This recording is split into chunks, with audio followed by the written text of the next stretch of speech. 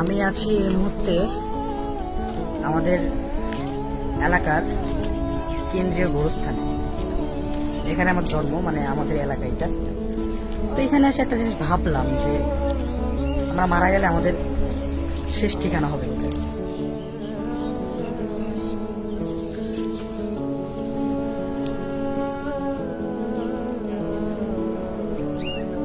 তো ভাবি যে আমাদের এত অর্থ সম্পদ, টাকা পয়সা কামাই করে কি লাভ, যখন আমাদের শেষ ঠিকানা এই গোরস্থানই হবে। গোরস্থানের পাশে দিয়ে কিন্তু মাঝে মধ্যে অনেক মানুষই যায়, কিন্তু তারা কখনো এই জিনিসটা থেকে তাকে কল্পনাও করে না যে আমরা মারা গেলে আমাদের স্থানটা কিন্তু এই গোরস্থানই হবে। এখানে কিন্তু আশেপাশে অনেক প্রভাবশালী প্রকৌশলী লোক আছে, তারাও কিন্তু একবারও চিন্তা করে না যে মারা গেলে কিন্তু আমাদের এই স্থানটা এই গোরস্থানেই হবে।